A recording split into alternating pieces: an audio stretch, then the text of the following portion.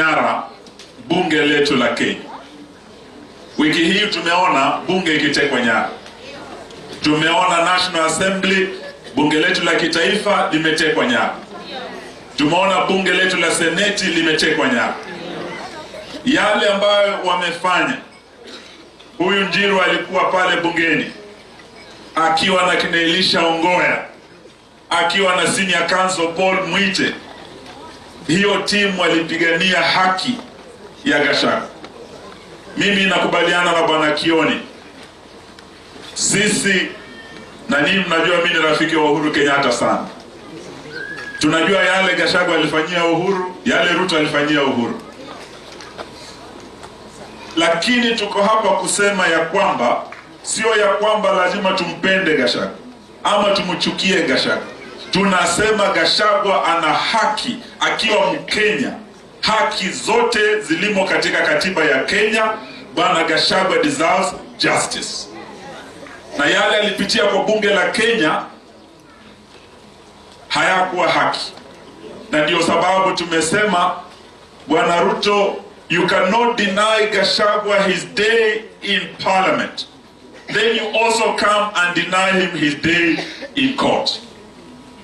Yeye ameenda mahakamani, amepata court orders kusimamisha yale ambayo bunge ilifanya. Sababu alinyimwa haki ya kujitetea. Akiwa mgonjwa alinyimwa haki ya kujitetea. Na hiyo ndio sababu mahakama sasa imesema inataka imsikize na itoe uamuzi, na huo uamuzi wa Kenya wanataka uwe wa haki. Lakini kuanzia jana tunajua ya kwamba kumekuwa na msukumo, pressure nyingi sana ikielekezwa mahakamani. Vile wameteka bunge nyara, wanataka kuteka mahakama nyara. Jana mimi nimekuwa kwenye Citizen na nikaambia wa Kenya, tumesikia kuna mpango to intimidate our judges, to make them even sit over the weekend. Wa Kenya wengi waliniambia, Wamalwa, haiwezekani mahakama ikae Jumamosi. Siku ya Jumamosi tuko hapa Ukambani tunasherehekea harusi. Siku ya Jumamosi wengine wako kule Western, wako kwa matanga. Na wengine SDA siku ya leo wako wapi? Kanisani.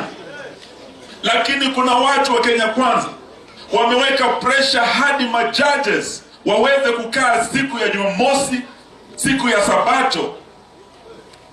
Wanasema ukistajabu ya Musa utaona ya nani?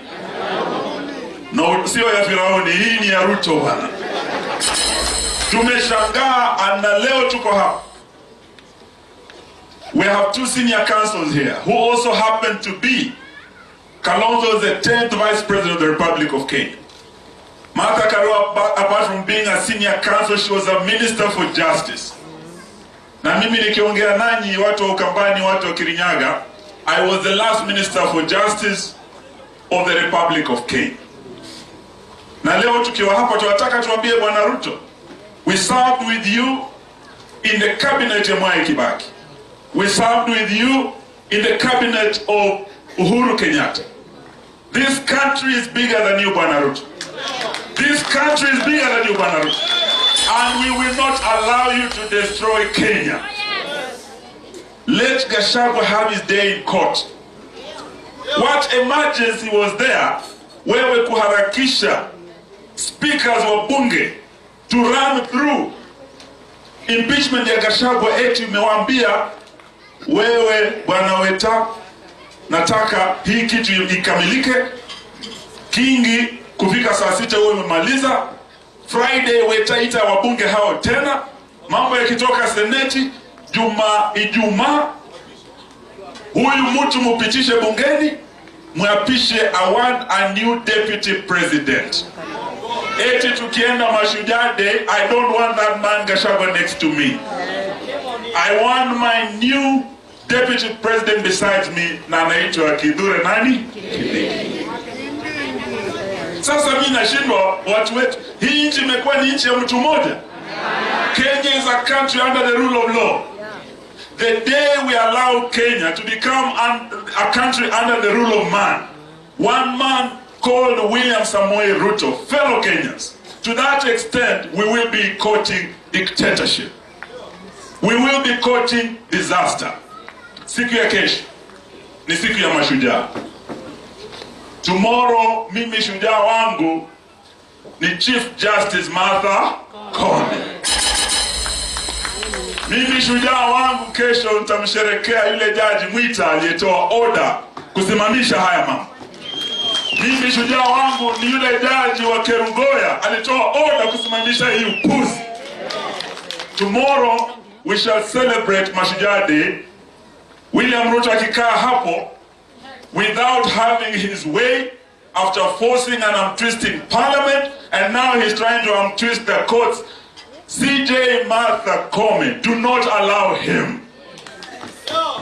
Wacha ateke wetana kingi nyara, lakini asiweze kuteka mahakama nini nyara. Because the judiciary is the last line of defense. Between us and disaster, between us and chaos, stands the judiciary.